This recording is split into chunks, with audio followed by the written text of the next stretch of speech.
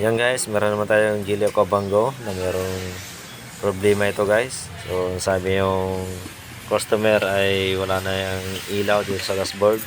Yan, kita naman ninyo. Ayan guys. Ayan. So kaya na nag-video yan guys. So, walang ilaw yan guys. So, kita naman ninyo. Pati yung pin screen yan. Walang talaga. Oh. Na blackout. So marami talagang problema nito. Well. Hindi nakikita na yung may-ari niyan. Ayan. Another Si pare. vlog.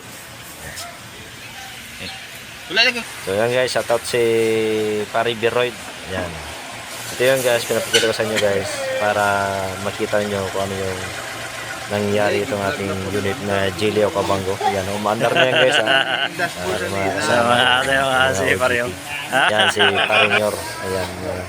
Tingasin na technician yan guys. So ayan guys.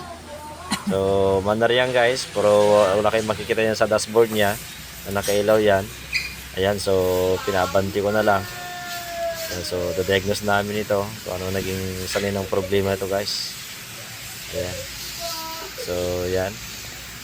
So lagay ko na sa parking area para ma-diagnose ko na ano yung naging sira nito. Ayan oh, wala talaga oh. Ayan. So sinaksakan natin ng scanner para malaman natin kung anong naging sanhi ng problema nito guys. Ayan oh. So sa Gilio ito guys na scanner. Yan na ginamit namin. Yan para sa kanya talaga. Yan para accurate yung diagnosis natin. So dito nyo makikita guys, ang daming lumabas ng fault codes. Ayan. So malalalim na mga problema na to. Yung mga fault codes na guys sa mga gateway. Ayan oh. Kita yan, may gateway module yan, dami. EMS lahat na. DC-DC, BSG. Lumabas na lahat yan guys. So ang dami talaga. Ayan oh, force current na yan guys. Yan, nakita mo ninyo. So kin-check ko na yung fuse yan guys. Oh, meron problema pala yan sa driver side yan oh. Ayun. Yung sutoslok kayo guys.